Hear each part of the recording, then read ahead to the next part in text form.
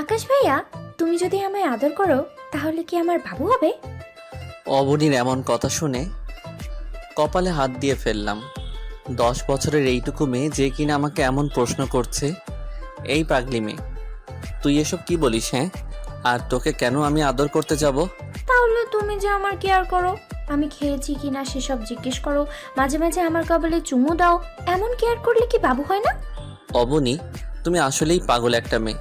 তুমি ছোট, তাই তোমার কেয়ার করি। আর তোমাকে তো সত্যিকারের কপালে চুমু দেই না, চুমু তো দেই মোবাইলে। তাহলে বাবু কেন হবে শুনি? তাহলে আমি তোমার কাছে চলে আসি, তুমি আমায় আদর করবে, তারপর আমার বাবু হলে সেটা নিয়ে আমি বাড়িতে চলে আসবো। আমার না বাবু অনেক ভালো লাগে। এই পাগলি, কি সব যাতা বলছো? তুমি কোথায় আর আমি কোথায় সেই খেয়াল আছে তোমার? আর তাছাড়া তুমি তো নিজেই একটা বাবু। তোমাকে বাবু দিলে তুমি সেটা সামলাবে কি করে? না, আমি পড়বো না, আর তুমি বললেই আমি চলে আসবো, সত্যি। না, আশা লাগবে না। আর আমি কিন্তু তোমার ভাইয়া হই, আর ভাইয়া হয়ে কিভাবে বাবু দিব তোমায় আমি? বাবুর জন্য তো বিয়ে করতে হয়, তারপর জামাইয়ের সাথে খাতির করে বাবু নিতে হয়। তাহলে তুমি আমায় বিয়ে করো না ভাইয়া, তারপর তুমি আমার জামাই হবে, আর আমি তোমার সাথে খাতির করে একটা বাবু নিব, তারপর না হয় বিয়েটা বাদ করে দেবো।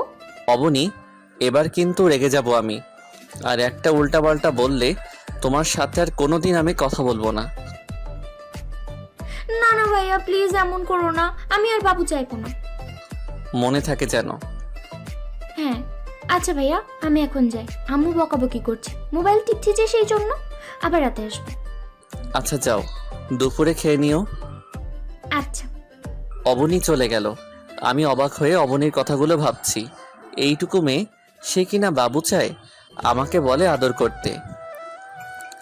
যে কিনা এখনো সম্পর্কের মারপ্যাচ বুঝে না, কার কাছে কি চাইতে হয় সেটা জানে না, সে আমার থেকে বাবু চাইছে। মনে হয় যেন বাবু কিনতে পাওয়া যায়। হাসিও পাচ্ছে, আবার কান্নাও পাচ্ছে। কী রকম রিয়াকশন করব অবনীর কথাই, সেটাই আমি বুঝে উঠতে পারছি না। তবে মেয়েটা খুব ভালো। তার সাথে আমার পরিচয় ফেসবুক থেকে। আমি থাকি চিটাগাং, সে থাকে ঢাকাতে। তার বাবা তাকে গেম খেলার জন্য একটা ফোন কিনে দেয়, কিন্তু সে নাকি কিছুদিন আগে ভুলবশত ফেসবুকটা খুলে ফেলে। তারপর আমার একটা পোস্ট তার সামনে আসে, যেটা দিয়েছিলাম আমি মেয়েদেরকে ডেডিকেট করে। সেখানে সে কি সব হজবরল একটা কমেন্ট করে। পরে আমি কমেন্ট বুঝতে না পেরে তাকে ইনবক্স করি। 2 দিন পর সেটা রিপ্লাই আসে যে সে নাকি কিছুই জানে না, ফেসবুকের আগামাথা। উল্টাপাল্টা চাপ লেগে নাকি কী সব লেখা চলে গেছে মানুষের কাছে। সেভাবেই তার সাথে আমার পরিচয়। এরপর থেকে রোজ আমাদের কথা হয়। আমি তাকে ফেসবুকের অনেক কিছুই শিখিয়ে দিয়েছি, সে এখন মোটামুটি অনেক কিছুই পারে। এরপর থেকে সে আমাকে মেসেজ করে, আমিও তাকে মেসেজ করি। তবে কেন জানি তার বাচ্চা বাচ্চা কথাবার্তা দেখে তার কথার মায়ায় পড়ে যাই। তার কাছেও নাকি আমার কথাগুলো খুব ভালো লাগে। এভাবেই আমরা দুজন দুজনের প্রতি স্বাভাবিক হয়ে যাই। দুজন বললে ভুল হবে, আমি স্বাভাবিক হয়ে যাই, কারণ আমার মধ্যে ম্যাচুরিটি এসেছে, তার মধ্যে আসে নাই। না হয়তো উপরে কথাগুলো শুনে আপনারা বুঝতেই পারছেন যে সে এখনো বাচ্চা একটা মেয়ে, সবেমাত্র ক্লাস 5-এ পড়ে। এভাবে দিনের পর দিন আমাদের কথা হতে থাকলো। রাতের বেলায় অবনী লাইনে এসেছে, খুব কান্না করছিল লাইনে এসে। ভাইয়া, আম্মু না আজ আমায় খুব বকেছে খাওয়ার জন্য, আমি খেতে চাইনি, তাও জোর করে খাইয়ে দিয়েছে। তা তো একদম বেশ ভালো কাজ হয়েছে, না খেলে তো আম্মু বকবেই, তাই না? ভাইয়া, তুমিও আম্মুর পক্ষে কথা বলছো। ধুর, থাকবো না আমি, একদম দূরে কোথাও চলে যাবো। অবনীর এভাবে অফলাইনে যাওয়া দেখে ভিতরটা মোচড় দিয়ে উঠল।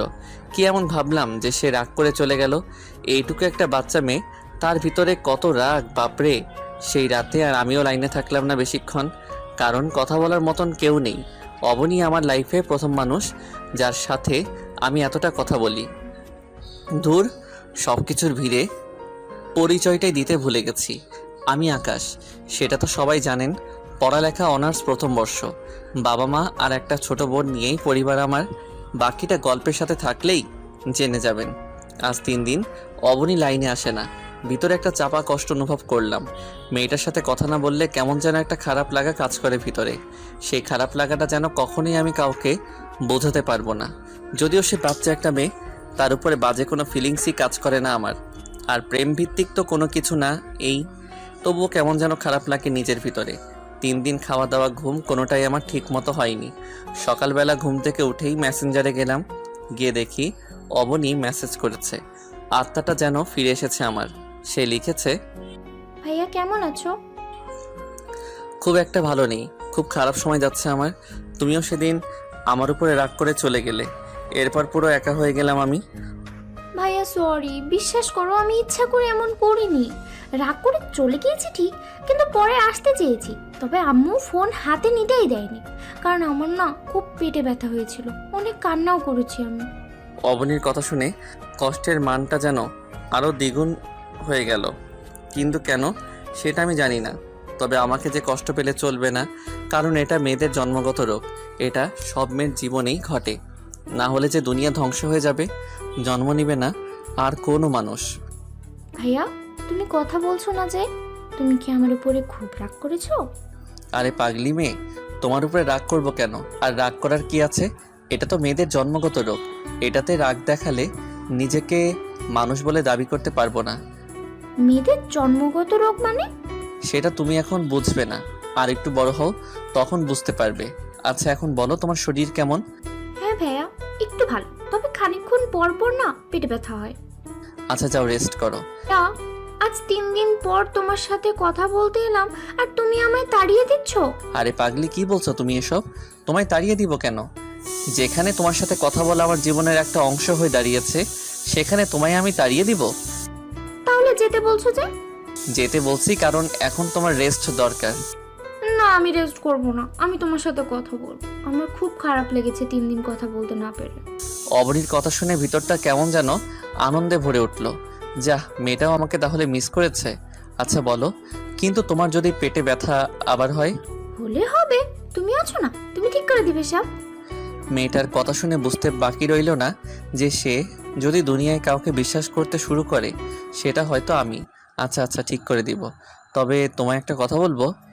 হ্যাঁ বলো ভাইয়া। এই 3 দিন না আমি তোমায় খুব মিস করেছি। তুমি কি আমায় মিস করেছো?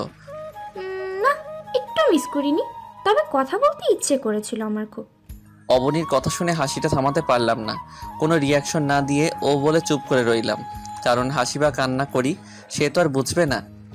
আচ্ছা ভাইয়া, আমি এখন আসি কেমন? দুপুরে আসবো আবার লাইনে। আচ্ছা যাও, কিন্তু নাস্তা করে নিও। আচ্ছা। অবনী সত্যি এখনো বাচ্চা একটা মেয়ে। বাচ্চা মেয়েটার প্রতি আমার যতটা টান কাজ করে, আমার বেস্ট ফ্রেন্ড কারোর প্রতিও মনে হয় এতটা টান কাজ করে না। কেমন যেন হয়ে যাচ্ছে দিন দিন আমি। রেডি হয়ে কলেজে চলে গেলাম। 3 দিন কলেজে যাইনি, কারণটা হয়তো অবনী। আজ মন একদম ফুরফুরা, একরাশ হাসি মুখে নিয়ে কলেজে চলে গেলাম। ভালোই ভালোই ক্লাসগুলো শেষ করলাম। ক্লাস শেষ করে বাসায় আসতে যাব, তখনই পিছন থেকে আমার বেস্ট ফ্রেন্ড মামুন ডাক দিল। আকাশ দাঁড়া, তোর সাথে একটু কথা ছিল। হ্যাঁ বল। তোকে সুমাইয়া ডাকছে, ওইদিকে গিয়ে দেখতো কেন ডাকছে সে। মামুনকে নিয়ে সুমাইয়ার কাছে গেলাম।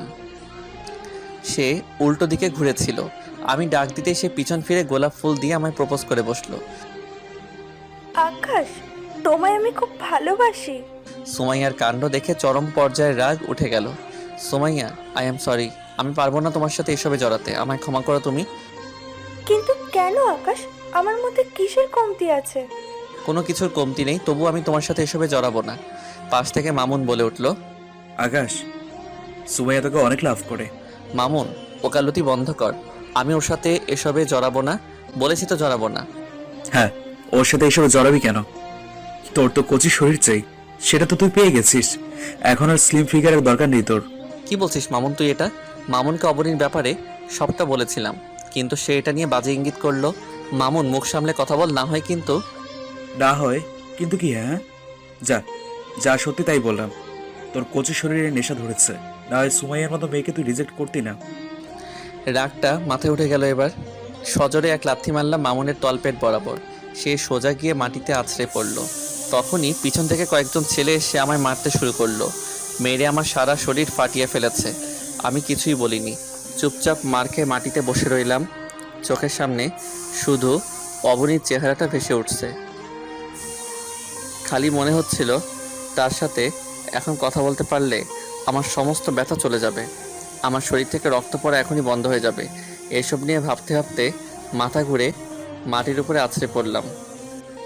যখন জ্ঞান ফিরে আসলো তখনই নিজেকে আবিষ্কার করলাম হসপিটালের বেডে শুয়ে আছি। কি ঘটেছিল মনে করতেই কলেজের ঘটনাটা মনে পড়ল, যে মামুন এবং তার কিছু ফ্রেন্ড মিলে আমাকে মেরেছে। খালি একটা জিনিসই ভেবে পাচ্ছি না, যে যখনই ভালো হয়ে যাই তখনই এসবে পড়তে হয় আমাকে। যেই আকাশের বাসার খাটের তলে এখনও কয়েকটা মেশিন আছে, যেই আকাশ একটা সময় কোমরে মেশিন গুজে হাঁটতো, সে আজ এত নেতিয়ে গেল কেন? আসলেই তো আমি চাইলে অনেক কিছুই করতে পারতাম, কিন্তু কিছুই করিনি আমি। অবনীর সাথে কথা বলতে আমার ভালো লাগে এখন। এছাড়া দুনিয়ার আর কোনো কিছুতেই আমার মোহ কাজ করে না। হ্যাঁ, আজ আমিও ভালো হয়ে গেলাম। তোরাও ছবল মারলি আমায়। কথা আছে না, বাঘ যখন বুড়ো হয়ে যায় তখন কুকুরও ভেংচি কাটে। এসব নিয়ে ভাবছিলাম, তখনই পাশ থেকে আম্মু বলে উঠল, বাবা এখন কেমন লাগছে তোর? মা আমি ঠিক আছি, তোমরা টেনশন করো না। টেনশন করবো না বললেই কি টেনশন কমে যাবে? কতটা ভয় পেয়ে গেছিলাম জানিস তুই? ডাক্তার একটু আগে আমাদের সান্ত্বনা দিয়ে বলে গেছে যে কিছু সময়ের মধ্যে জ্ঞান ফিরে আসবে, তাই নিজেকে একটু শান্ত রেখেছি। হ্যাঁ মা, হতাশার কিছুই নেই, আমার জ্ঞান ফিরে এসেছে আর এখন আমি ঠিক আছি। কিন্তু বাবা তোর সাথে এমনটা করলো কে? মা বাদ দাও ওসব কথা। আমি জানি তোমায় নাম বললে তুমি বাবাকে দিয়ে তাদের পালিশ করাবে, কিন্তু আমি তা চাই না। আর আমি যদি চাইতামই তাহলে ওদের আজ কেউ বেঁচে থাকতো না। তুমি তোমার ছেলেকে ভালো করেই চিনো, আর তোমার ছেলের আগের রূপ সম্পর্কে তোমার ভালোই ধারণা আছে। আচ্ছা তাহলে বাদ দে। বিকেলবেলায় আমায় বাসায় নিয়ে আসা হলো। অবনীর কথা খুব মনে পড়ছিল। মেয়েটা হয়তো আমাকে অনেক কয়টা মেসেজ করেছে। বিকেলে আর লাইনে আসতে পারিনি, কারণ আম্মু নেগরানি করেছে আর আমার খেয়াল রাখছে যাতে আমি ফোন না টিপে রেস্ট করি। এখন কোনোভাবেই লাইনে যাওয়া সম্ভব না। রাত ছাড়া আর লাইনে যেতেও পারবো না। মনটা খালি ছটফট করছিল বাচ্চা মেয়েটার সাথে কথা বলার জন্য। জানি না এই বাচ্চা মেয়েটা আমায় কোন ধরনের বশ করেছে।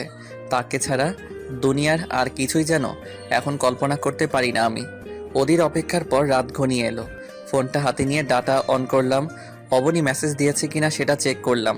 চেক করে দেখি 99+ মেসেজ উঠে আছে। মাথায় পুরো আকাশ ভেঙে পড়ার মতন অবস্থা হলো। এখনো মেসেজ করছে লাগাতার। ভাইয়া তুমি কই? কোথায় তুমি? একটু কথা বলো না, আমার না খুব খারাপ লাগছে, মানে খুব কথা বলতে ইচ্ছে করছে। সবগুলোই এই টাইপের মেসেজ, আর স্যাড ইমোজি তো আছেই। অবনী এই তো আমি চলে এসেছি। কই ছিলে সারাদিন? আমার কথা কি একটু মনে পড়েনি তোমার? এতটা স্বার্থপর তুমি? এতগুলো মেসেজ করলাম আর তুমি এখন এসে আনস দিচ্ছ? আরে আগে শুনো তো কি হয়েছে, তারপর না হয় যা বলার বলিও। শুনবো না আমি কোনো কথা। তুই সারাদিন আমার সাথে কথা বলিসনি কেন? হ্যাঁ, না আমার মতো অন্য কোনো বাবু পেয়ে গেছিস? হ্যাঁ, আরে বাপরে, পাগলি তো খেপে গেছে। আরে অবনী আমি অ্যাক্সিডেন্ট করেছিলাম। কি? এই ভাইয়া কি হয়েছে তোমার? তুমি ঠিক আছো তো এখন? আর কিভাবে অ্যাক্সিডেন্ট হলো? হ্যাঁ এখন আমি ঠিক আছি। আর কিভাবে অ্যাক্সিডেন্ট হয়েছে সেটা অবনীকে বলা যাবে না, তাই এমনি বানিয়ে মিথ্যা বলে দিলাম যে গাড়ির ধাক্কা লেগেছে। আমি তোমায় দেখবো, ভিডিও কল দাও তুমি। আল্লাহ, এখন তো বিপদে পড়ে গেলাম, কারণ হাত পা ফুলে আছে আমার। আর তাছাড়া মাথার কোনায়ও ব্যান্ডেজ করা হালকা করে। এগুলো সে দেখলে কি করবে আল্লাহ জানে, তাই না করে দিলাম ওকে। না, এখন কথা বলা যাবে না। এক কুত্তা ভাইয়া, আমি তোমার কোনো কথাই শুনবো না। আমি তোমায় দেখবো বলেছি তো দেখবই। অবনীর জেদের কাছে হার মেনে গেলাম। শেষমেশ ভিডিও কল করতে হলো। সে আমার অবস্থা দেখে তো চিৎকার করে কান্না করে দিয়ার মতন অবস্থা। মুখ পুরো লাল হয়ে গেছে, চোখ দিয়ে টুপটুপ করে পানি ঝরছে। ভাইয়া তোমার খুব কষ্ট হচ্ছে তাই না? আরে পাগলি, তুমি কান্না করছো কিসের জন্য? হ্যাঁ আমি ঠিক আছি তো, একটু লেগেছে শরীরে, আজ বাদে কাল ঠিক হয়ে যাবে। প্লিজ তুমি কান্না থামাও। ভাইয়া আমার না খুব কষ্ট হয় তোমার কিছু হলে, তোমার সাথে কথা বলতে না পারলে। আমারও তো কষ্ট হয় অবনী। আচ্ছা ভাইয়া কেন হয় সেটা কি তুমি বলতে পারবে? না তা তো আমি জানি না, তুমি কি জানো? না আমিও তো জানি না, তবে আমার এমন মনে হয় যেন আমি এখনই মরে যাব তোমার সাথে কথা বলতে না পারলে। অবনীর কথা শুনে বুকটা কেমন যেন কাঁপাতে উঠলো। মনে হয় যেন সে আমার ভালোবাসার মানুষ, মনে হয় যেন সে আমার এপার উপরের সাথী, কিন্তু হাকিকতে এমন কিছুই নাই আমাদের মাঝে। আর থাকবি বা কী করে? সে একটা বাচ্চা মেয়ে, তার সাথে এসবে জড়ানো দুনিয়ার সবচাইতে বোকামো কাজ হবে। তাও কৌতূহল করে অবনীকে একটা কথা জিজ্ঞেস করলাম।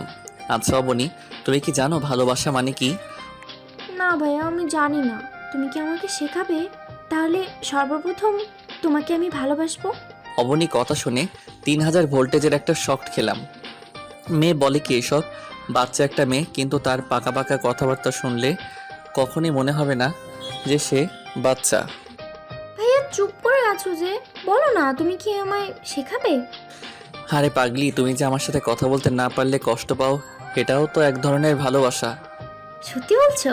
তাহলে তো আমি তোমায় ভালোবাসি। হ্যাঁ, তুমি আমায় ভালোবাসো। ভাইয়া, আমার না খুব ইচ্ছে করে তোমার কাছে চলে যেতে। বিশেষ করে আম্মু যখন বকা দেয়, তখন ইচ্ছে হয় বাসা ছেড়ে দিয়ে তোমার কাছে চলে যাই, তোমার সাথে থাকি। অবনীর কথা শুনে ভিতরটা নাড়া দিয়ে উঠল। মেয়েটা কি বলছে এসব? ওর কথা শুনে মাঝে মাঝে আমি নিজেই কনফিউজড হয়ে যাই যে সে আসলে কি ছোট বাচ্চা কিনা। না হয়তো এমন পাকা পাকা কথা বলে কি করে, আর বললেও কি তা না বুঝে বলে কিনা। কারণ এক ধাজার মানুষ আছে যারা বুঝতে সব কিছুই বোঝে। দুনিয়া গোল, উপরে আকাশ নিচে মাটি, কিন্তু তারপরেও তারা এমন ভাব করে যেন ভাজা মাছটা উল্টে খেতে জানে না। ধুর, আমি এসব কি ভাবছি? সবেমাত্র ক্লাস 5-এ পড়ে, দুনিয়ার আগা মাথাও সে বুঝে না এখনো। ভাইয়া, তুমি কি আমায় তোমার কাছে নিয়ে যাবে না? হ্যাঁ যাবো তো, তোমার যখন ইচ্ছে হবে আমাকে বলবে, আমি গিয়ে তোমায় নিয়ে আসবো। আচ্ছা ভাইয়া। আর জানো আজকে স্কুলে কি হয়েছে? কি হয়েছে? আমার ফ্রেন্ড নামিয়া বলছিল তার নাকি বিএফ আছে, যে কিনা ওকে খুব ভালোবাসে, আদর করে, এটা ওটাও কিনে দেয়। পরে আমাকে জিজ্ঞেস করে আমি কাউকে ভালোবাসি কিনা, পরে আমি তোমার নাম বলে দিছি। কে বলছো আমার নামে? আমি তোমাকে ভালোবাসি, তুমি আমার অনেক কেয়ার করো, আমাকে মজার মজার গল্প শোনাও। অবনীর কথা শুনে বুঝে উঠতে পারছি না যে এর বিপরীতে আমি কি বলবো। তবে এটা বুঝেছি যে অবনী না জেনে বুঝে এসব বলেছে, তবে তার বান্ধবী এই বয়সেই পেকে গেছে। আচ্ছা ভাইয়া, আমি এখন যাই কেমন? আর শোনো, আমি 3 দিন আসবো না লাইনে, কাল আমার নানুর বাড়ি যাব। নানুর বাড়িতে গেলে তো কথা বলতে পারবো না, কারণ মামা বকাবকি করে। আর তাছাড়া আম্মুও বকবে ফোন হাতে দেখলে। এখানে তো সারাদিন কাজকর্ম করে, তাই আমার দিকে তেমন একটা খেয়াল থাকে না। ওখানে গেলে তো কাজকর্ম করতে হবে না, আমার উপরেই নজরদারি করবে সারাদিন। অবনীর কথা শুনে ভিতরে একটা চাপা কষ্ট অনুভব করলাম। মনে হয় যেন কলিজাটা এখনই গলে তেতো হয়ে যাবে। অবনী, আমার না খুব কষ্ট হবে তোমার সাথে কথা না বলে থাকতে। ভাইয়া, আমারও খুব কষ্ট হবে, কিন্তু কি করব, আম্মু যে জোর করে নিয়ে যাচ্ছে। তো আমি কি করে থাকবো এই 3 দিন? ভাইয়া তুমি কষ্ট পেও না, আমি সেখানে গিয়ে সময় করে তোমাকে ফোন করব, আর একটু কথা বলে নেব। আচ্ছা তাহলে ঠিক আছে। ভাইয়া তাহলে এখন যাই। আচ্ছা। অবনী চলে গেল। আমার যেন এখন থেকে কষ্ট লাগছে। আমি ভেবেই পাই না যে মেয়েটার জন্য আমার এত খারাপ কেন লাগে। যেখানে আমি পুরো দুনিয়া ছেড়ে দিয়েছি, রাজনীতির মাঠের রাজা ছিলাম আমি। পুরো কলেজ আমায় এক নামে চিনতো, আকাশ মাহমুদ নামে। 2টা মেশিন সবসময় আমার কোমরে থাকতো। ওসব এই যেন আমার প্রিয় ছিল। সেসব যখন ছেড়ে দেই তখন আমার বিন্দু পরিমাণ কষ্ট হয়নি, কিন্তু আজ একটা বাচ্চা মেয়ের জন্য কলিজা মোচড়ে ওঠে আমার। এটার উত্তর যেন কোনো মতে মিলাতে পারছি না। আমি নিজের মনের উপরে পুরোপুরি প্রেশার দিলাম, দেখি কোনো উত্তর বের হয় কিনা ভিতর থেকে। মন তখন একটাই কথা বলছিল, মেয়েটাকে সারা জীবনের জন্য নিজের করে নে, নিজের কাছে রেখে দে মেয়েটাকে। মন যখন এমন বলছে, তার মানে অবনীকে আমি ভালোবেসে ফেলেছি। ওই বাচ্চা মেয়েটা আমার মন কেড়ে নিয়ে গেছে। এবার যেন মনের হট্টগোলটা আরও বেড়ে গেল। কি হচ্ছেটা কি এসব? হাজারটা কথা মনের মধ্যে জোট পেকে যাচ্ছে। না, এসবের উত্তর আমার এই গরম মস্তিষ্ক এখন দিতে পারবে না। আগে নিজেকে ঠান্ডা করি, পরে শান্ত মাথায় ভাববো। ঘুমিয়ে পড়লাম। সকালবেলা ঘুম থেকে উঠে নাস্তা করে আবার শুয়ে পড়লাম। শুয়ে শুয়ে গান শুনছি, হেডফোন কানে গুঁজে, কারণ কখন জানি অবনী ফোন দেয়। কিন্তু অবাক করার বিষয় হলো, অবনী 3 দিনে আমাকে একবারও ফোন দেয় নাই, আর আমি সারাদিন পড়ে পড়ে ঘুমিয়েছি। তবে কানে হেডফোন গুঁজে রেখেছিলাম, যদি সে ফোন দেয় তাহলে যেন কথা বলতে পারি। তবে সে ফোন দেয়নি, হয়তোবা সময় সুযোগ হয়নি। তবে এই 3 দিন আমি নিজেকে শান্ত রেখে নিজের মনকে প্রশ্ন করেছি যে অবনী আমার কে হয়, ওকে কি আমি ভালোবেসে ফেলেছি কিনা। মন বারবার একই কথা বলছে, অবনীকে সারা জীবন নিজের করে রেখে দে। ওই হলো কথা তো একটাই, সারা জীবন কাছে রেখে দেওয়া মানেই ওকে ভালোবাসা। নিজেকে শান্ত রাখলেও 3টা দিন অনেক কষ্টে কেটেছে আমার। আজ অবনী আসবে লাইনে, রাতের বেলা অবনীর জন্য অপেক্ষা করছি। ভেবে রেখেছি অবনীকে মনের কথা কিছুটা ইঙ্গিত দিব, কিন্তু সে আমায় অবাক করে দিল। লাইনে এসে এক গাদা প্রশ্ন ছুড়ে দিয়ে লাইন থেকে বের হয়ে গেল। ভাইয়া কেমন আছো? তোমার শরীর এখন কেমন? রাতে খেয়েছো তুমি? এসবের কি উত্তর দিব আমি নিজেই বুঝে উঠতে পারছি না, কারণ অবনী অপরিচিতের মতন আচরণ করে চলে গেল। অপরিচিত মানুষের সাথে কথা বলতে তো হিমশিম খেয়ে যাই, তাহলে কথার উত্তর দিব কি করে? তাও উত্তর দিলাম। তারপর লাইনে অপেক্ষা করছে অবনীর জন্য, কিন্তু সেই রাতে আর অবনী লাইনে আসলো না। আমিও ঘুমিয়ে গেলাম। ঘুমের ঘোরে স্বপ্ন দেখলাম অবনীকে, যে আমি তাকে প্রপোজ করেছি। সে আমায় জড়িয়ে ধরে অনেকটা সময় আমার কোলে বসেছিল, আর আমি তাকে জড়িয়ে ধরে অনেকগুলো চুমুও দিয়েছি। যদিও সে ছোট বাচ্চা, তবে তার মান রেখে চুমু খেয়েছি। সে তো মহা খুশি। হঠাৎই দেখি অবনী আমার কোল থেকে উঠে দূরে কোথাও যেন চলে গেল। তাকে অনেক ডাকলাম, কিন্তু সে আমার ডাক শুনল না। কোথায় যেন চলে গেছে সে। অনেক খোঁজ করলাম তার, কিন্তু কোনো হদিসই মিলল না। ওকে না পেয়ে সজোরে চিৎকার দিয়ে কান্না করে উঠলাম আমি। তখনই লাফ দিয়ে বিছানা থেকে উঠে বসে পড়লাম। ঘুম ভেঙে গিয়েছে আমার। তখনই ক্লিয়ার হলাম যে এতটা সময় আমি স্বপ্ন দেখছিলাম অবনী আমায় ছেড়ে কোথাও যায়নি, সে তার জায়গায় ভালো রয়েছে। মনে মনে সিদ্ধান্ত নিয়ে নিলাম যে অবনী কাল সকালে লাইনে আসলে ওকে ভালোবাসার কথা বলে দিব, ওকে নিজের করে রাখবো সারা জীবন। সেই আর্জি করব তার কাছে, সে যেন আমার কাছে সারাটা জীবন থাকে। আবার ঘুমিয়ে পড়লাম। সকালবেলা ঘুম থেকে উঠে লাইনে আসলাম। লাইনে এসে অবনীর আইডি চেক করতে তো আমার হুঁশ উড়ে গেল। অবনীর আইডি নাই, আইডি সাদা হয়ে আছে। তার মানে কি অবনী আইডি অফ করে দিয়েছে? তাতে কি কখনো আর আমি পাবো না? সে কি আমায় চিরতরে ছেড়ে চলে গেছে? তাকে কি কখনো আর আমি পাবো না? সে কি আমায় চিরতরে ছেড়ে চলে গেছে? মাথায় কিছু কাজ করছে না। অবনীর নাম্বারও নাই যে তাকে ফোন দিব। তার কাছে অবশ্য আমার নাম্বার আছে, কিন্তু সে তো আমায় ফোন দিবে না, কারণ নিজের ইচ্ছাই তো সে আইডি অফ করেছে। হয়তো আমার থেকে পিছু ছুটানোর জন্য। আল্লাহ, এখন কি করব আমি? নিজের অজান্তেই কেঁদে দিলাম। কী রকমের যে চাপা কষ্ট অনুভব করছি সেটা কাউকে বলে বোঝাতে পারবো না। চিৎকার করে হয়তো কান্না করতে পারবো না, তবে আত্মাটা ভিতরে ভিতরে কেঁদে দিয়েছে। সেদিনও কলেজে গেলাম না, সারাদিন রুমের মধ্যে পড়ে রইলাম। বালিশে মুখ চেপে কিছু সময় চোখের জল ঝরালাম, তারপর ঘুমিয়ে পড়েছি। দুপুর হয়ে এসেছে, আম্মু এসে খেতে ডেকে গেল। বিছানা ছেড়ে উঠে পড়লাম। তখনই অপরিচিত একটা নাম্বার থেকে ফোন আসে। ফোনটা রিসিভ করে হ্যালো বলতেই অপর পাশ থেকে অবনী। ভাইয়া কেমন আছো? অবনীর কণ্ঠ শুনে খুশিতে কুকড়ে কেঁদে উঠলাম। তাও নিজেকে সংযত করে নিয়ে তো উত্তর দিলাম, হ্যাঁ ভালো, তুমি? আর তোমার আইডি অফ কেন? আমি ভালো না ভাইয়া, সকাল থেকে কেন জানি আইডিতে যেতেই পারছি না। অবনীর কথা শুনে বুঝতে বাকি রইল না যে সে আইডি অফ করেনি। আইডিতে হয়তো টেকনিক্যালি কোনো সমস্যা হয়েছে। আর আমি কত কিছুই না ভেবে ফেলেছিলাম যে অবনী আমায় ছেড়ে চলে গেছে, ওকে আর কখনো আমি পাবো না। যাক, আত্মাটা শান্তি হলো। আচ্ছা, তোমার আইডি পাস দাও তো দেখি। আমি অবনীর থেকে আইডি পাস নিয়ে আইডিতে লগ ইন করলাম, কিন্তু লগ ইন হচ্ছে না। আইডি লক্ষ্যে বসে আছে। অনেকক্ষণ গোতাগুতি করে আইডি ঠিক করলাম। ফেসবুক নিয়ে টুকিটাকি কাজ জানায়, তেমন কোনো আর সমস্যা হলো না। অবনী দুপুরের দিকে লাইনে আসলো। ভাইয়া খেয়েছো তুমি? হ্যাঁ খেয়েছি, তুমি? হ্যাঁ আমিও খেয়েছি। আসলে ভাইয়া সরি কাল রাতের জন্য। কাল রাতে নানু বাড়ি থেকে এসে শরীর অনেক ক্লান্ত লাগছিল, তাই তোমার মেসেজ দিয়ে লাইন থেকে বের হয়ে গেছিলাম। খুশিতে নাগিন ড্যান্স দিতে ইচ্ছে করছে। আচ্ছা ছাড়ো সেসব কথা, এখন তোমায় যা বলি মন দিয়ে শোনো। হ্যাঁ ভাইয়া বলো। গত 3 দিন যাবৎ মনে যা ঘুরঘুর করছে আজ তা সব উগলে বের করে দিব। পরে যা হবার হবে। অবনী, আমি তোমায় ভালোবাসি, খুব খুব খুব ভালোবাসি। ভাইয়া আমিও তো তোমায় ভালোবাসি, আমার প্রিয় ভাইয়া তুমি। অবনী, এটা এই ভালোবাসা না যেটা তুমি মনে পুষে বসে আছো। এটা এক অন্যরকম ভালোবাসা, যে ভালোবাসায় দুজন মানুষ সারাটা জীবন একসাথে থাকতে পারে। এটা সেই ভালোবাসা যেই ভালোবাসায় দুজন মানুষ বিয়ে নামক বন্ধনে আবদ্ধ হয়, সারাটা জীবন দুজন দুজনের মুখের দিকে কাটিয়ে দেয়। এটা সেই ভালোবাসা। আমি তোমাকে তেমনভাবে ভালোবাসতে চাই, তোমার উপরে অধিকার খাটাতে চাই, তোমার হাত ধরে সারা জীবন পাড়ি দিতে চাই। আর তুমি না বাবু চেয়েছিলে, তোমার যত বাবু লাগে সব আমি দিব। তোমার যত খুশি বাবু নিও আমার থেকে, কিন্তু আমার তোমাকে চাই। ভাইয়া সত্যি তুমি আমায় বাবু দিবে? তাও যত খুশি তত? হ্যাঁ, অনেক বাবু দিব তোমায়, কিন্তু তোমার আমাকে ভালোবাসতে হবে। আচ্ছা ভাইয়া, বাসবো। তাহলে আজ থেকে ভাইয়া ডাকবে না আর? তাহলে কি বলে ডাকবো? তোমায় ভাইয়া ডাকতে যে আমার খুব ভালো লাগে।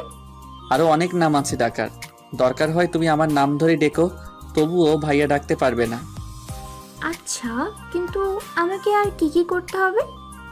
তোমার তেমন আর কিছুই করতে হবে না, শুধু কোনো ছেলের সাথে কথা বলবে না তুমি। কোনো ছেলে ভালোবাসি বললে সোজা বলে দিবে তুমি আমায় ভালোবাসো। আচ্ছা ভাইয়া। আবার ভাইয়া ডাকলে কেন? ও সরি, আকাশ। আচ্ছা, তোমার ছেলে বাবু চাই না মেয়ে বাবু চাই? আমার দুটোই চাই, তাও 2 জোড়া করে করে, 2টো ছেলে আর 2টো মেয়ে।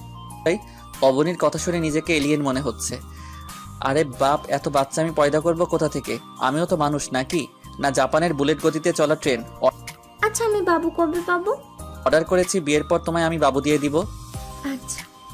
অবনীর সাথে কথা বলে দুপুরটা পার করে দিলাম। বিকেলবেলা লাইন থেকে বের হয়ে বাইরে হাঁটতে গেলাম, তখনই দেখি আমার বাসা থেকে একটু দূরে মানুষজন ভিড় করে আছে। সামনে এগিয়ে গিয়ে দেখি অনেকজন ছেলে মিলে একজনকে মারছে। এগিয়ে গেলাম সেখানে, গিয়ে দেখি আমার কলেজ ফ্রেন্ড মামুনকে 10-15 জন মিলে কেলাচ্ছে। আমাকে ছেলেগুলো দেখতে পেয়ে সাথে সাথে থেমে গেল। হাত থেকে লাঠি ছোটা সব ফেলে দিয়েছি, কারণ ছেলেগুলো আমার পরিচিত, আর তার থেকে বড় কথা আমায় ভালো করে চিনে। এই তোরা এখানে কি করছিস রে? ভাই, এই মামুন ওর এলাকায় আমাদের ছেলেবেলেকে পিটাইছে, তাই এখন ওকে সুযোগে পেয়ে বানিয়েছি। কি বললি তুই? ছেলেটাকে কাছে এনে ঠাস করে গালের মধ্যে একটা বসিয়ে দিলাম। তোদের সাহস তো কম না, তোরা আমার এলাকায় থেকে মারামারি করিস। ভাই, ভুল হয়ে গেছে আমাদের, আর কখনো মারামারি করব না। যা এখান থেকে সব কয়টা, আমি ওকে দেখছি। তারপর ছেলেগুলো আমার কথায় সেখান থেকে চলে গেল। তবে যাওয়ার আগে মামুনকে বলে গেল, আজ ভাইয়ের জন্য তোকে ছেড়ে দিলাম, কারণ ভাইয়ের উপরে কথা বলবে এই এলাকায় এমন কোনো বাপের বেটা এখনো জন্ম হয়নি। কিন্তু তোকে যদি আর অন্য কোনো দিন সুযোগ পাই, সোজা উপরের টিকিট ধরাই দিব। বলে গেলাম কথাটা, খাতায় নোট করে রাখিস। মামুন, কেন করিস রে সব? আকাশ, তার মানে তুই সেই আকাশ যে কলেজ রাজনীতি করতি, যার নাম শুনলে পুরো কলেজ ভয়ে কাঁপে উঠতো? হ্যাঁ, আমি সেই আকাশ। আমার মুখ থেকে আমার পরিচয় শোনার পর মামুন হাঁ করে আমার দিকে তাকিয়ে আছে। চোখগুলো মনে হয় এখনই বের হয়ে পড়ে যাবে। আকাশ, আমায় মাফ করে দে, আমি জানতাম না তুই সেই আকাশ। জানলে খোদার কসম তোর গায়ে কোনোদিনও হাত তুলতাম না। আর তুই তো চাইলে সেদিন তুই আমাদের মেরে ফেলতে পারতি, কিন্তু তেমন কিছুই তুই করিসনি। কারণ জাহেল ছিলাম একটা সময়, নামের জন্য অনেক কিছুই করেছি, কিন্তু এখন সেসব ছেড়ে দিয়ে শান্তিতে থাকতে চাই। আর শোন, তোরা যে পাওয়ারের জন্য দৌড়াদৌড়ি করছিস, এখন একটা সময় সেই পাওয়ার মানুষ আমার থেকে নিয়ে যেত। আর বেশি কিছু বললাম না, ভালো থাক, চললাম। আর পারলে এসব ছেড়ে দে। বলে চলে আসতে ধরলাম, তখনই পিছন থেকে মামুন এসে আমায় ঝাপটে জড়িয়ে ধরে কান্না করে দিল। আকাশ, সত্যি আমি সরি রে, আমি না জেনে তোর সাথে অন্যায় করেছি। আমি যদি জানতাম তুই আকাশ কোনো সাধারণ মানুষ না, তাহলে কোনোদিন তোর গায়ে হাত দিতাম না। অনুতপ্ত হয়েছিস, এতেই অনেক। আমার আর কিছু চাই না। মাপ সাপ সে তো পাগলের কাজ কারবার। আকাশ, তোর মতো মানুষ হয় না, তোর সাথে সারা জীবনের জন্য বন্ধুত্ব করতে চাই রে। সে আগেও ছিল, এখনও আছে, তবে মাঝে ফাটল ধরেছে। তবে তুই চাইলে সেটা কন্টিনিউ করতে পারিস। হ্যাঁ, আমি চাই। সেদিনের পর থেকে মামুন আমার সবচাইতে কাছের বন্ধু হয়ে গেল। তাকে যদি বলি কলিজা কেটে দিতে, সে সেটাও কেটে দিবে। রাতের বেলায় অবনী লাইনে আসলো, তার সাথে অনেকটা সময় কথা বললাম, অনেক খুনসুটি করলাম। তবে সে এখনো বাচ্চা, তাকে আগে প্রস্তুত করতে হবে আমার জন্য। তবে রিলেশনের জীবনটা শুরু হয়ে গেছে, শুধু অবনীকে আমার জন্য গড়ে তোলা বাকি। রিলেশনের বয়স আজ 4 বছর 2 মাস। অবনী ক্লাস 9-এ পড়ে এখন। তাকে পুরোপুরি তৈরি করে নিয়েছি নিজের মতন। সে এখন সবটাই বুঝে যে আমি তার কে, তার সাথে আমার কেমন সম্পর্ক। মোটামুটি পাকাপোক্ত হয়েছে এখন। তাকে যদি কেউ জিজ্ঞেস করে ভালোবাসা কি, সে হয়তো আমার থেকে ভালো করে সেটার মিনিং বলতে পারবে। হঠাৎ একদিন অবনী বায়না করে বসে, যে করেই হোক 2-1 দিনের মধ্যে তার সাথে দেখা করতে হবে আমার। এর আগে কোনোদিন আমরা দেখা করিনি, ভিডিওতেই কথা হয়েছে আমাদের।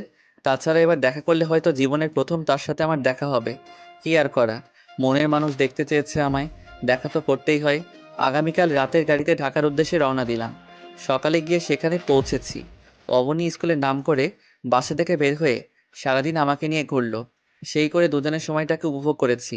আমি আবার সেদিন রাতেই ঢাকার উদ্দেশ্যে রওনা দিলাম, কারণ অনার্স শেষ করে নিজেকে গোছানোর কাজে লেগেছি। বাবার ব্যবসায় হাত লাগিয়েছি। না হয়তো মানুষ বলবে ছেলে বেকার। তার সাথে দেখা করে আসার 2 দিন পর পর্যন্ত ভালোই ছিল। হঠাৎ কেমন যেন পরিবর্তন লক্ষ্য করতাম তার মাঝে, কিন্তু কিছুই বলিনি এসব নিয়ে, কারণ ইদানিং কাজের চাপে বেশি, তাই বেশি একটা সময় দিতে পারতাম না তাকে।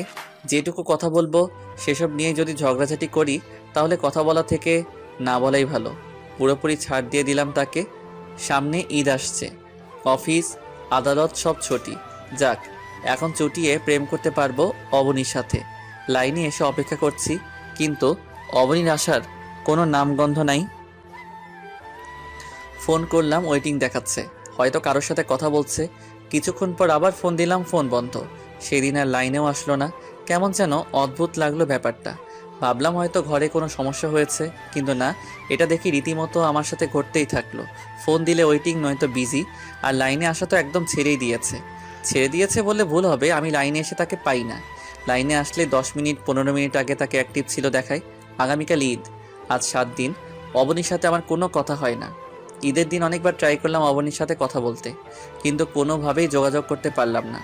দুপুরবেলা হঠাৎ দেখি অবনী আমায় নিচ থেকে ফোন দিয়েছে। আমি তো অমাবস্যার চাঁদ হাতে পেয়েছি মতো অবস্থা।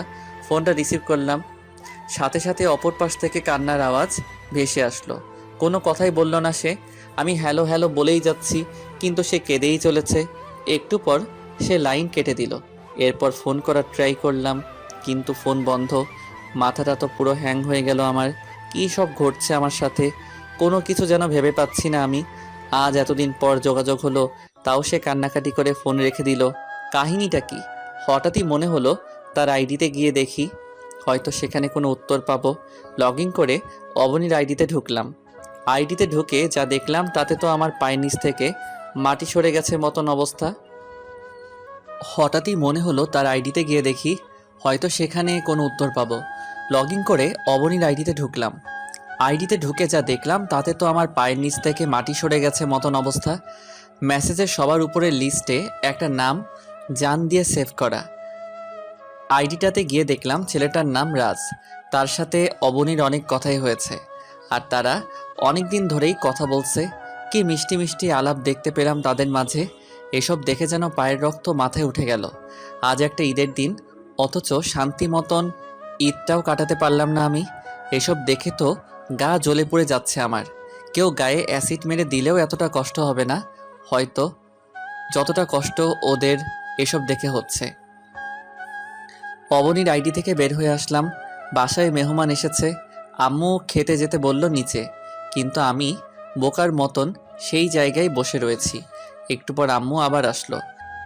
কি রে, কিছু খাবি না তুই? তোর চাচাতো বোনেরা এসেছে, চল ওদের সাথে বসে কিছু খেয়ে নিবি। আম্মু ওদেরকে খেয়ে নিতে বলো, আমি এখন খাবো না, আর আমাকে কিছুটা সময় একা থাকতে দাও। আম্মু আমার মুখের এক্সপ্রেশন দেখে বুঝে ফেললো যে কিছু একটা হয়েছে, তাই তিনি আর জোরাজুরি করেননি। আচ্ছা, খিদে পেলে নিচে এসে খেয়ে নিস। আম্মু চলে গেল। আমি এখনও সেখানে ঠায় বসে আছি। দুনিয়াটা যেন আমার জন্য সীমিত হয়ে গেছে। আমার নিঃশ্বাসটা নিতে পর্যন্ত কষ্ট হচ্ছে। রুমের দরজা আটকে রাত 9টা পর্যন্ত রুম আটকে কান্না করেছি। এর মধ্যে অনেকে এসে ডেকে গেছে, কিন্তু আমি কোনো সাড়া দেইনি। বাসার সবার ইতিমধ্যে ধারণা হয়ে গেছে যে আমি কিছু একটা নিয়ে বেশ টেনশনে আছি। তখনই দেখি মামুন ফোন দিল। তার সাথে অনেক ভালো সম্পর্ক হয়ে গেছে আমার। আকাশ, কি হয়েছে রে তোর? তোর আম্মু ফোন দিয়ে বললো তুই নাকি সারাদিন রুমের দরজা বন্ধ করে ভিতরে বসে আছিস। কি বলবো, গলা থেকে সাউন্ড পর্যন্ত উধাও হয়ে গেছে আমার। এতটা শকড হয়ে গেছি আমি অবনীর কর্মকাণ্ড দেখে। তাও বহু কষ্টে বললাম, তুই একটু আমার বাসায় আয়। আচ্ছা, আমি এক্ষুনি আসছি। ফোন রেখে দিয়ে ফ্লোরে বসে রইলাম। রাজের সাথে অবনীর করা মেসেজগুলো যেন এখনও চোখে ভেসে আসছে। রাজের জায়গা থেকে সেগুলোকে যেন আমি উপভোগ করতে পারছি। চোখ জোড়া আবার তার কার্যক্রম শুরু করে দিল। কাঁদতে কাঁদতে মরার মতন ফ্লোরে শুয়ে পড়লাম। আমার সেন্স কাজ করা বন্ধ করে দিল। চোখ জোড়া ঘোলাটে হয়ে আসছে। টেনেও যেন চোখের পাতা খুলতে পারছি না। 2 চোখের পাপড়ি যেন এক হয়ে লেগে যাবে এখন, আর 2-1 চুল পরিমাণ জায়গা বাকি আছে। হঠাৎ অনুভব করলাম কেউ আমাকে কোলে করে খাটে নিয়ে যাচ্ছে। আম্মু আব্বু আমার এই অবস্থা দেখে তো কেন্দে কেটে দুনিয়াদারি একাকার করে ফেলছে। কেউ মাথায় পানি দিচ্ছে, কেউ হাতে মেসেজ করছে। অনেকটা সময় পর স্বাভাবিক হয়ে এলাম। কিছুটা শক্তি যেন শরীরে ফিরে এসেছে। চোখ খুলে দেখি মামুন আমার সামনে বসা। কি রে আকাশ, তোর এই অবস্থা হলো কি করে? আর তুই কি নিয়ে এত টেনশন করছিস বলতো আমায়? আম্মু আব্বু, তোমরা রুম থেকে একটু বের হও প্লিজ। কি হয়েছে বল না তুই, আমরাও একটু শুনি বাবা। আম্মু না, তোমরা এসব শুনে কাজ নেই, প্লিজ একটু বের হও রুম থেকে। মামুনের সাথে আমার কিছু কথা আছে। আচ্ছা, আমরা বের হয়ে যাচ্ছি। হ্যাঁ বল এবার। আন্টিরা বের হয়েছে রুম থেকে। মামুনকে অবনী সম্পর্কে কিছু কথা বলে মেসেজগুলো দেখলাম। সে আমাদের ব্যাপারে সবই জানে। আকাশ, বিশ্বাস কর, আমার না মাটি ফেটে ভিতরে চলে যেতে ইচ্ছে করছে। কাকে বিশ্বাস করবো বল? আমি তোদের দুজনের মাঝে এতটা ভালোবাসা দেখেছি যে রিয়েল লাইফেও এমন রিলেশন দেখিনি। সেটাও আজ মিথ্যে প্রমাণ হয়ে গেল। এসব দেখার পর আমি কিভাবে ঠিক থাকি বল? দেখি, অবনীর নাম্বার দে আমার কাছে। মামুন আমার থেকে নাম্বার নিয়ে অবনীকে ফোন দিলে অবনী ওর ফোন রিসিভ করছে।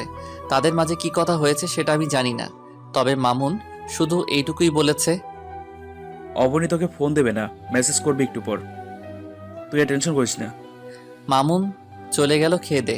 আম্মু ওকে জোর করে খাইয়ে দিয়েছে। একটু পর অবনী ফোন করে আমায় লাইনে আসতে বলল। আমি লাইনে গিয়ে দেখি কয়েক হাজার সরি লিখে মেসেজ করেছে। সরি কেন? কারণ আমি তোমাকে কষ্ট দিয়েছি।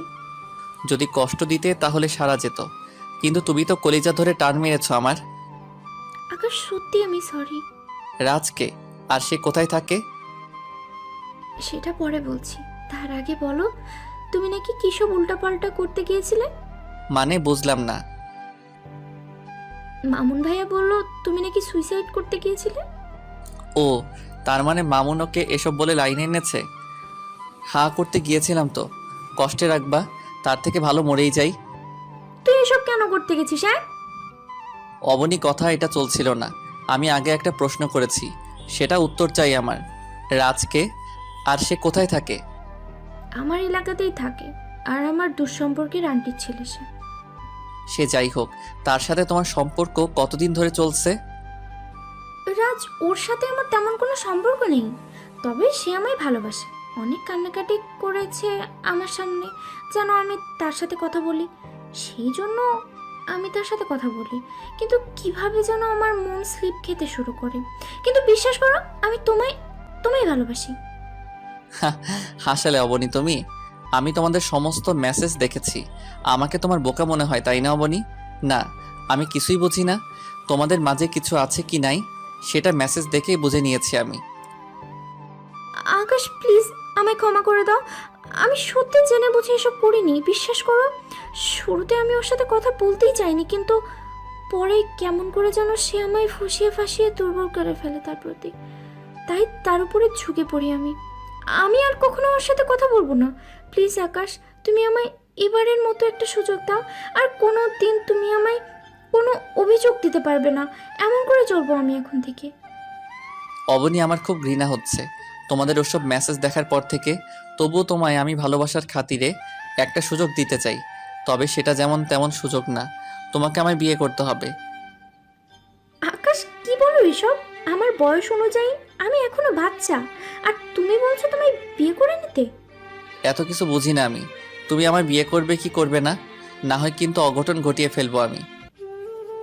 না না, প্লিজ তুমি উল্টোপাল্টা কিছু করিও না, আমি তোমায় বিয়ে করব। তাহলে রেডি হয়ে থাকো। সপ্তাহ 10 দিনের মধ্যে আমি তোমায় কোর্টে নিয়ে গিয়ে বিয়ে করব। বাকিটা পরে সবাইকে জানিয়ে দিব। আচ্ছা। আর কি বলেছি মাথায় থাকে যেন। আজকের পর রাজের সাথে কথা বলা তো দূরের কথা, তুমি ওর ছায়াও পাড়া দিতে পারবে না।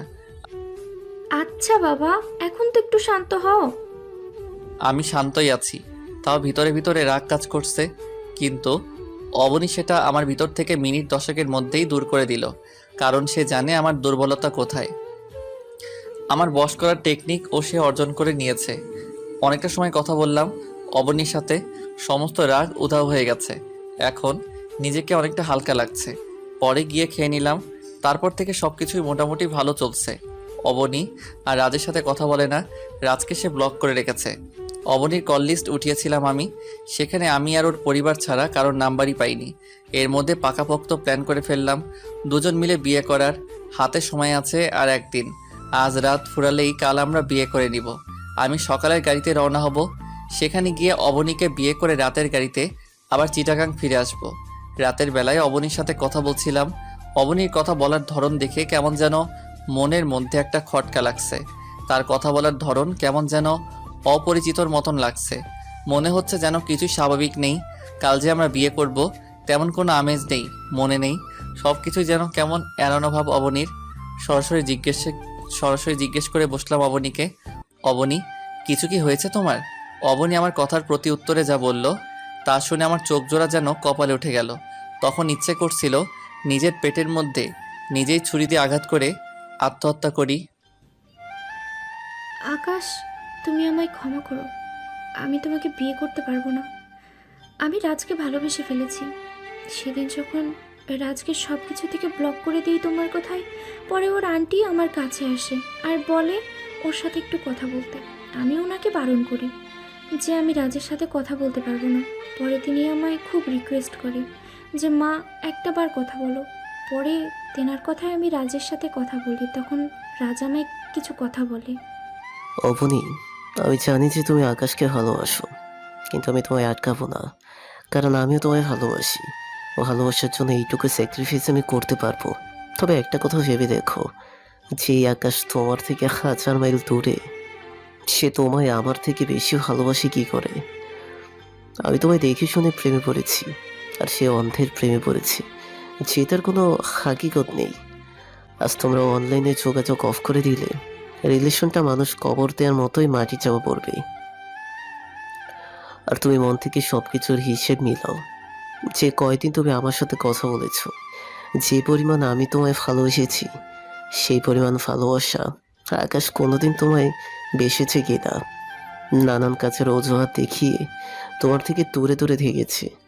আর তোমায় জেনে শুনে আমি ভালোবেসেছি।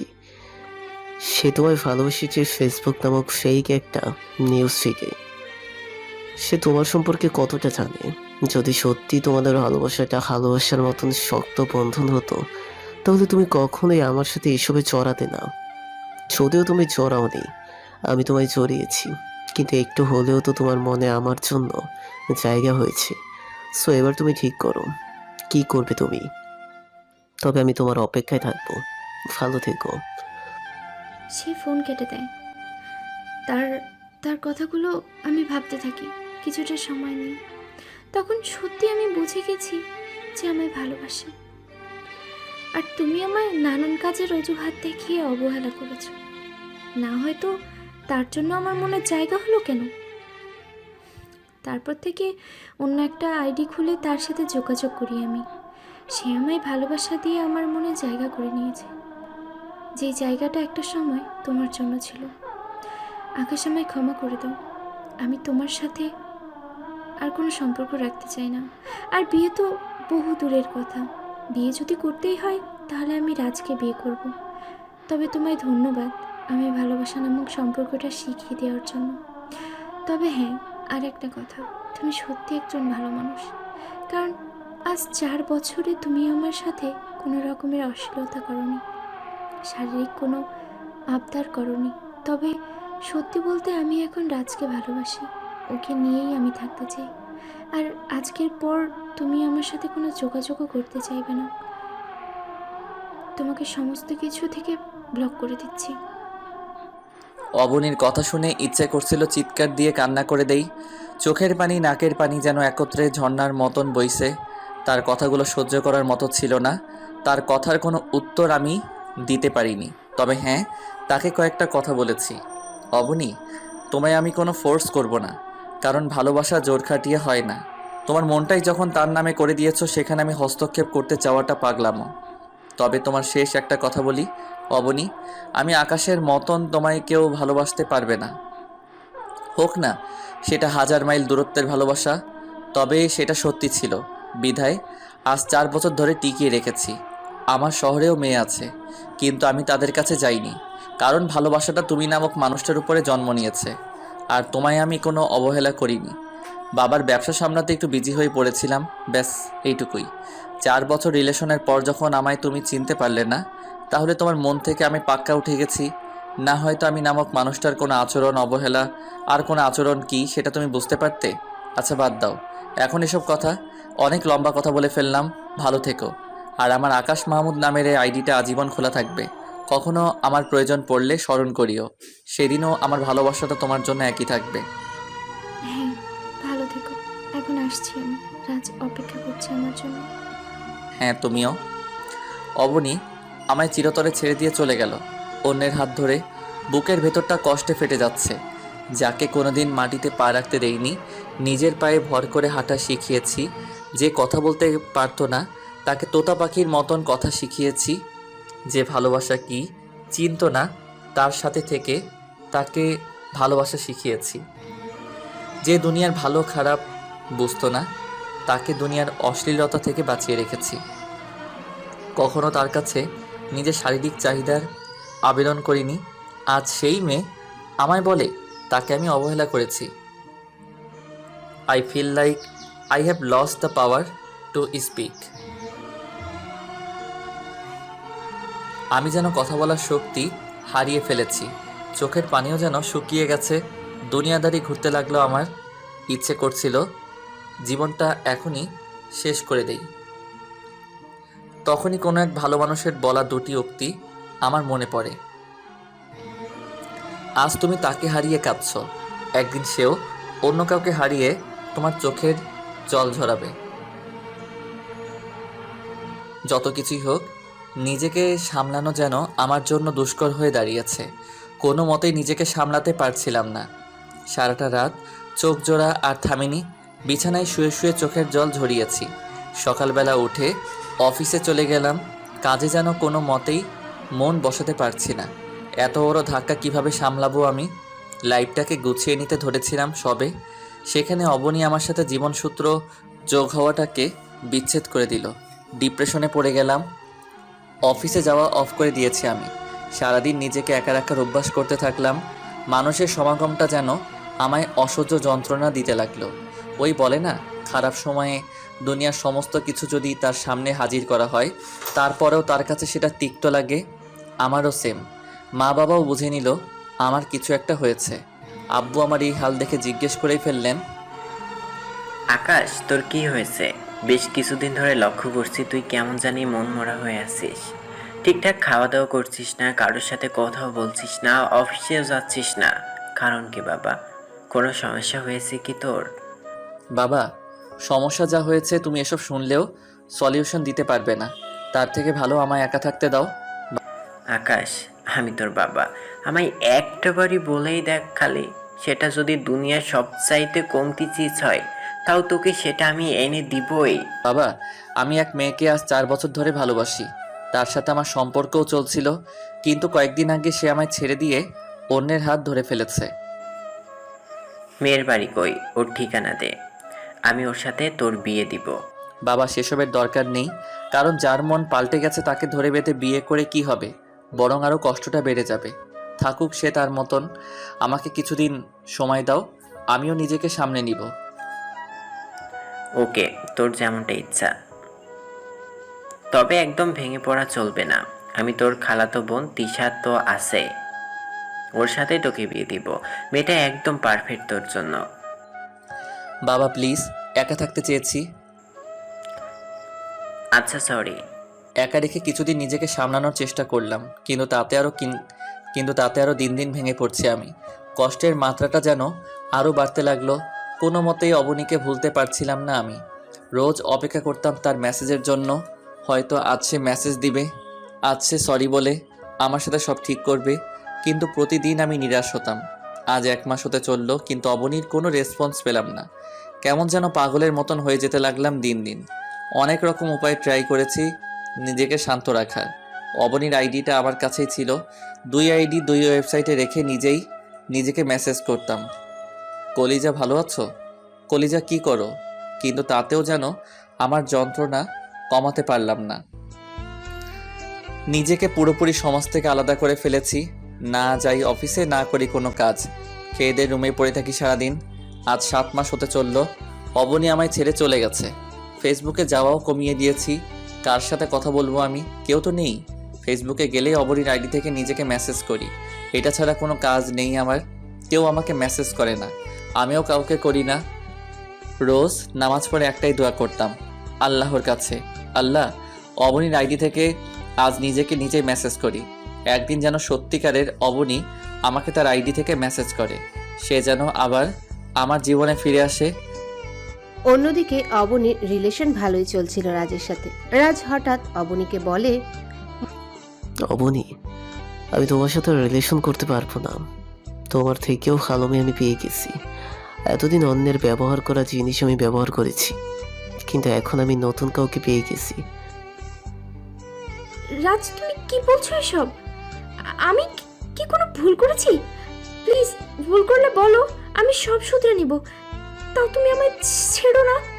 আমি তোমার জন্য আকাশকেও ছেড়ে দিয়েছি। সেটাই তো তোর বড় ভুল। তুই দ্বিতীয় ব্যক্তির জন্য প্রথম ভালোবাসাকে ঠুকরে দিয়েছিস। তুই কোন কাতারের ভালোবাসিস আমায় সেটা আমি বুঝে নিয়েছি। রাজ, প্লিজ এমনটা করো না আমার সাথে। আমি তোমার পায়ে পড়ি। এই পেয়াতবের বাচ্চা, আর একটা বার যদি এসব নিয়ে কানের কাছে প্যাপে করিস তাহলে সোজা তোর গালের চামড়া চুলে ফেলবো। রাজ, তুমি আমি মারতে ইচ্ছে হলে মারো, যা ইচ্ছে হয় করো, কিন্তু প্লিজ আমায় ছেড়ে যেও না। তোমায় ছাড়া আমি থাকতে পারবো না। আরে পারবি পারবি, থাকতে থাকতে আরো ভালোই পারবি। আর আসল কথা হচ্ছে তোর সাথে রিলেশন রাখার কোনো ইচ্ছেই আমার নেই। তুই একটা থার্ড ক্লাস মেয়ে, তোর থেকে ভালো মেয়ে পেয়ে গেছি যখন আমি, তাহলে তোর আর দরকার কি আমার? শোন, এত কথা বলতে চাই না, আর আমি তোকে সোজা সোজা নিজের রাস্তা মাপ। আকাশের সাথে কয়বার বিছানে গেছিস, তার কি কোনো ঠিক আছে নাকি? হ্যাঁ, আর তুই কি ভেবেছিস আমি তোকে বিয়ে করব? তাহলে সেটা ভুল। আমি তোকে কখনোই বিয়ে করব না। অন্যের ব্যবহার করা জিনিস আমি আমার জীবনে আনবো না। বাই, ভালো থাক। বলেই অবনীর সাথে সমস্ত যোগাযোগ অফ করে ফেলে। অবনী তো পুরো ভেঙে পড়েছে রাজের এইরূপ আচরণ দেখে। সে রাজের জন্য আকাশকে ছেড়ে দিয়েছে, তার জীবনের প্রথম ভালোবাসা, যাকে সে রাজের সামনে ছোট করেছে। আজ সেই রাজই তাকে পথে ফেলে রেখে চলে গেছে। রাজের এরূপ আচরণ দেখে আকাশের কথা তার খুব মনে পড়ছে। এখন সে বুঝতে পারছে আকাশ তাকে কতটা ভালোবাসতো। যে মানুষটা তার হাত 4 বছরেও ছাড়েনি, সেই মানুষটাকে সে ধোঁকা দিয়ে অন্যের হাত ধরেছে। এখন যেন কুল কিনারা কোনো কিছুই দেখতে পারছে না সে। না, আমি আকাশের কাছে চলে যাব। রাজ যে ধোঁকাবাজ সেটা আজ আমি বুঝতে পেরেছি। তার জন্য আকাশকে আমি কষ্ট দিয়েছি। আমি আকাশের কাছে মাফ চেয়ে সব কিছু ঠিকঠাক করে নিব। আকাশকে আমায় মাফ করবে? তাকে যে আমি কষ্ট দিয়েছি, দরকার হলে তার পায়ে পড়বো আমি, তাও মাফ আমি চাইবো তার কাছে। তার কাছে এবার নিজেকে চিরজীবনের জন্য সঁপে দেব। যা ইচ্ছে হয় সে আমার সাথে করুক, কিন্তু মানুষটাকে আমার চাই। আকাশকে আজ খুব মনে পড়ছে অবনীর। তার সাথে কাটানো মুহূর্তগুলো মনে পড়তে ডুকরে কান্না করে দেয় সে। হে আল্লাহ, কত বড় ভুলটাই না আমি করেছি। দেখতে দেখতে 1টা বছর হতে চলল। আজ বাদে কাল আমাদের বিচ্ছেদের 1 বছর পূর্ণ হবে। আল্লাহকে এত করে বললাম, কিন্তু তিনিও আমার কথা শুনলেন না। আমায় খালি হাতে ফিরিয়ে দিলেন। বেশি কিছু তো চাইনি ওনার কাছে, খালি অবনীকে চেয়েছিলাম। হয়তো তিনি এই জীবনে অবনীকে আমার জন্য লিখে রাখেনি। মনে মনে একটা কঠোর সিদ্ধান্ত নিয়ে ফেললাম, যেই সিদ্ধান্তের পর মানুষের জীবনে আর শখ আহ্লাদ বলতে কিছুই থাকে না। আজ রাত 12টায় 1 বছর পূর্ণ হবে, আর আজ রাত 12টায় আমি নিজের সিদ্ধান্তের উপরে অটুট হব। চিরতরে ভুলে যাব অবনী নামক মানুষটার ভালোবাসার কথা। এরপর হয়তো চাইলেও অবনীর কথা আমি আর ভাবতে পারবো না। উপরওয়ালা হয়তো সেই শক্তিটা আমার থেকে ছিনিয়ে নিয়ে যাবে। এই বেহায়া মন থেকে চিরতরে মুক্ত করে দিব আজ রাতে অবনীর ভালোবাসাকে। রাতের নামাজ পড়ে উপরওয়ালার কাছে 2 হাত তুলে দোয়া করলাম। ইচ্ছে মতন চোখের জল ঝরালাম মোনাজাতে। নামাজ শেষ করে নিচে গিয়ে খেয়ে আসলাম। আজ সবাই একত্রে একসাথে একই টেবিলে খেতে বসেছি বহুদিন পর। অনেকটা সময় আম্মু আব্বুর সাথে কথা বললাম। আকাশ, তোর ডিপ্রেশনের মাত্রা দিন দিন বেড়েই যাচ্ছে। বাবা প্লিজ এখান থেকে বেরিয়ে আয়। হ্যাঁ বাবা, বেরিয়ে আসবো। আজ 1 বছর পূর্ণ হবে আমাদের। আজকেই শেষ দিন ডিপ্রেশনটাকে ভিতরে পুষে রাখার। আজকের পর আমি আর কোনোদিন ডিপ্রেশন নিব না। বাবা মায়ের সাথে কিছুটা সময় কথা বলে উপরে চলে আসলাম। এসে ফেসবুকে ঢুকে বসে আছি আশা নিয়ে, যদি 1 বছর পূর্ণ হওয়ার আগেই অবনী ফিরে আসে। কিন্তু না, সে ফিরে আসেনি। 12টা বাজতে চলল। আমি অবনীকে পুরোপুরি ভুলে যেতে প্রস্তুত এখন। চোখের পানি টুপটুপ করে পড়ছে। ঘড়ির কাঁটা 12টা অতিক্রম করতেই বিষের বোতলটা খুলে গটগট করে সবটুকু খেয়ে নিলাম। ধপাস করে বিছানার উপরে পড়ে গেলাম। মনটা খালি অবনীকে দেখার জন্য ছটফট করছিল। ইস, দুনিয়া থেকে যাওয়ার আগে শেষ একটা বার যদি অবনীর মুখটা দেখে যেতে পারতাম। না, সে হয়তো আমার সাথে শেষ দেখাটাও করবে না। থাকুক, তাকে শেষ দেখা করতে হবে না আমার সাথে। আমি তাকে শেষ কয়েকটা মেসেজ করে দেই। কোনোদিন যদি তার মনে পড়ে আমার কথা, তখন সে আইডিতে এলে দেখতে পারবে যে আমি আকাশ আর দুনিয়ায় নেই। বিষটা পেটে যেতে না যেতেই শরীরটা কাবু করে ফেলেছে আমার। শরীরটা নাড়াচাড়াও করতে পারছি না। চোখ মুখ কেমন যেন অন্ধকার হয়ে আসছে। তাও বহু কষ্টে ফোনটা হাতে নিয়ে অবনীকে মেসেজ করতে ধরলাম। তখনই অবনীর আইডি থেকে মেসেজ আসলো। কলিজা, আমায় মাফ করে দাও, আমি তোমার কাছে ফিরে যেতে চাই। অবনীর মেসেজ দেখে মনটা খুশিতে ভরে গেল, কিন্তু আফসোস সে দেরি করে ফেলেছে। তোমায় একটু ভিডিও কল দিব অবনী? হ্যাঁ কলিজা, দাও। ভিডিও কল দিয়ে অবনীকে নিজের চেহারাটা দেখালাম। মুখ থেকে অনবরত রক্ত আর ফেনা বের হচ্ছে। এতটা কষ্ট হচ্ছে যেন কলিজাটাও এখন বের হয়ে যাবে। আকাশ, কি হয়েছে তোমার? তোমার মুখ থেকে রক্ত কেন বেরোচ্ছে? নিজেকে শেষ করে দিয়েছে অবনী। আজ রাত 12টা বাজেই আমাদের বিচ্ছেদের 1 বছর পূরণ হয়েছে। অনেক দিন তো তোমার পথ চেয়ে বসেছিলাম, কিন্তু জানো আমি না সহ্য করতে পারিনি। অনেক কষ্ট লাগতো তোমার জন্য, তাই আজ সমস্ত কষ্টকে একেবারে দূর করে দিলাম। মৃত্যুর অমৃত পান করেছি আমি। আকাশ, তুমি কি করলে এটা? ও কলিজা, তুমি এমনটা কেন করলে? আমি এখন কার কাছে যাব? সময় থাকতে আমায় বুঝলে নবনী। আজ যখন চিরতরে বিদায় নিয়ে চলে যাচ্ছি, তখন তুমি এসে মিনতি করছো, যেটা সময় থাকতে করনি। মনে আছে অবনী, সেদিন আমি তোমায় কি বলেছিলাম? 1000 বছর গেলেও তুমি অবনী ছাড়া কাউকে ভালোবাসবে না। 1000টা মেয়ে সামনে এসে নিজের শরীরের লোভ লালসা দেখালেও তাতে আমি গলবো না, কারণ আমি তোমায় ভালোবেসেছি। তাই তোমার মাঝেই সবকিছু সীমাবদ্ধতা ছিল, কিন্তু তুমি আমায় ছেড়ে রাজের হাত ধরলে। আকাশ, তুমি আমায় মাফ করে দাও। আর আর প্লিজ কাউকে ঠাক দাও বাসায়, প্লিজ। তোমাকে হাসপাতালে নিয়ে যেতে বলো। তোমার কিছু হলে আমিও মরে যাবো আকাশ। আরে পাগলি, আমার মরবে না তুমি। ভালোবাসার জন্য কেউ একজন কোরবান হয়ে গেছে। এই ভালোবাসা আর কারোর জান নিবে না। আর তাছাড়া 1 বছর যখন আমায় ছেড়ে ভালোই ছিলে, তাহলে বাকি জীবনটাও কাটিয়ে দিতে পারবে। আকাশ, তোমার দুটো পায়ে পড়ি আমি। তুমি বাসার কাউকে ডাকো, প্লিজ। তোমায় হাসপাতালে নিয়ে যেতে বলো। আমাকে যত শাস্তি দেওয়ার তুমি দিও, কিন্তু প্লিজ এভাবে নিজেকে শেষ করে দিও না। আমার শেষটা সে 1 বছর আগেই হয়ে গেছে। শুধু শরীরটা নিয়ে দুনিয়ায় ছিলাম। আজ সেটাও 3 হাত মাটির নিচে দাফন করে দিয়েছি। নিঃস্বার্থভাবে ভালোবাসার পরিণতি এটা, যে বেরেহেম মৌত মরো। এবার তো তুমি খুশি হবনি? বিশ্বাস করো, আর কোনোদিন তোমায় ভালোবাসি বলবো না। আর কোনোদিন তোমার জন্য অপেক্ষা করব না। আর কোনোদিন তোমার জন্য বালিশে মুখ গুজে কাঁদবো না। সব কিছু থেকেই মুক্তি নিয়ে নিলাম। কলিজা, ভালো থেকো তুমি। আর আমার জন্য কষ্ট পেও না। রাজকে বিয়ে করে সুখের সংসার করো। আমি পরপারে গিয়ে তোমার জন্য অপেক্ষা করব। ফি আমানিল্লাহ কলিজা। লাইন থেকে বের হয়ে আসলাম। শরীর পুরো নেতিয়ে গেছে আমার। অবনী ফিরে এসেছে, কিন্তু আমি তো নিজেকে শেষ করে দিয়েছি। গলা ফাটিয়ে কাউকে যে ডাকবো সেই শক্তিটাও আমার নেই। তবে চাইলে ফোন করে আম্মু আব্বুকে খবর দিতে পারি, কিন্তু আমি দিব না, কারণ সেদিনটার কথাগুলো আমি ভুলিনি, যেদিন অবনী আমায় ছেড়ে রাজের হাত ধরেছিল। অবনীর বলে যাওয়ার শেষ কথাগুলো কলিজায় সুইচের মতন আঘাত করেছিল। যে রাজকে সে ভালোবাসে, যে ভালোবাসা আমি তার মনে জন্ম দিয়েছি, সেই ভালোবাসা অবনী অন্য কাউকে বেসেছে। যা, মুক্ত করে দিলাম তোকে। আজকের পর আমি আকাশ কাউকে বিরক্ত করব না, কারোর পথের কাটা হব না।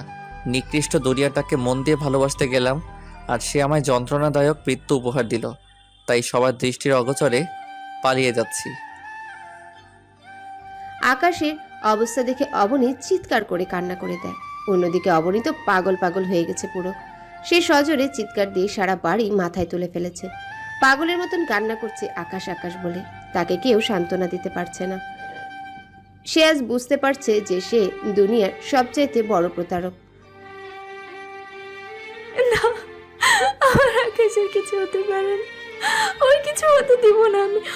ওর কিছু হলে আমিও মরে যাব। না, আমি এখনই ওর কাছে চলে যাব। আব্বু, আমি এখনই চিটাগং যাব। কি হয়েছে তোর? এমন পাগলামো কেন করছিস মা তুই? আমার আকাশ বিষ খেয়েছে। আমি তার কাছে যাব, ওকে ভালোবাসা দিয়ে সুস্থ করে তুলব। তুমি তুমি এখন আমায় চিটাগং নিয়ে চলো, না হয় কসম করে বললাম আমিও আমার জীবন দিয়ে দেবো এখানে। অবনীর বাবা অবনীর জেদ দেখে সে রাতে অবনীকে নিয়ে চিটাগংয়ের উদ্দেশ্যে রওনা হয়। অবনীর কাছে মামুনের নাম্বার ছিল। সে মামুনের সাথে কন্ট্যাক্ট করে আকাশের বাসার ঠিকানা নিয়ে ওর বাসায় যায়। ঢাকা থেকে চিটাগং আসতে আসতে প্রায় সকাল 8টা বেজে যায়। অবনী আর তার বাবা আকাশের বাসার সামনে এসে দেখে অনেক মানুষ একত্রে জড়ো হয়ে আছে। সবার মুখে হতাশার ছাপ। অবনীর ভেতরটা যেন কেমন ধুকপুক ধুকপুক করছে। আল্লাহ, আমার আকাশের যেন কিছু না, তুমি ওকে সুস্থ রেখো। অবনী আর তার বাবা ধীরে ধীরে আকাশের বাসার দিকে এগিয়ে যায়। বাসার দরজার সামনে যেতে দেখতে পায় একটা সাদা কাপড়ে মোড়ানো লাশ মাটিতে শুইয়ে রাখা হয়েছে, আর মানুষজন তাকে ঘিরে কান্নাকাটি করছে। এটা দেখে অবনীর বুক ধুকপুকানি যেন আরো বেড়ে যায়। সে হঠাৎ মামুনকে দেখতে পায়। সে আরো আগে মামুনের ছবি দেখেছে। মামুন অবনীকে দেখতে পেয়ে তার দিকে এগিয়ে আসে। ওই যে দেখ, ছলনাময়ী আকাশ ঘুমিয়ে আছে। সে আমাদের সবার সাথে ছলনা করে দুনিয়া ছেড়ে চলে গেছে। মামুনের কথা শুনে অবনী ডুকরে কান্না করে দেয়। সে দৌড়ে লাশটার দিকে এগিয়ে যায়। লাশটার কাছে গিয়ে থরথর করে কাঁপতে কাঁপতে ওর মুখ থেকে কাপড়টা আলতো করে সরিয়ে ফেলে। লাশটার মুখ থেকে কাপড় সরাতেই দেখতে পায় আকাশ ছোট বাচ্চার মতন ঘুমিয়ে আছে। এই দৃশ্য দেখে অবনী আকাশকে জড়িয়ে ধরে সজোরে এক চিৎকার মেরে ওর গায়ের উপর ঢলে পড়ে। অবনীও দম ছেড়ে দিয়েছে। আকাশের লাশ দেখে অবনীও যেন নিজেকে ঠিক রাখতে পারেনি। স্ট্রোক করে সেও মারা যায়। সত্যিকারের ভালোবাসার পরিশেষটা এভাবেই সমাপ্ত হয়। এই জন্যই বলে, ভালোবাসার বন্ধনটা সত্যিই অনেক শক্ত হয়। এই বন্ধনটার যখন বিচ্ছেদ ঘটে, তখন কোনো এক পক্ষ লাশ হয়ে 3 হাত মাটির নিচে জায়গা করে নেয়।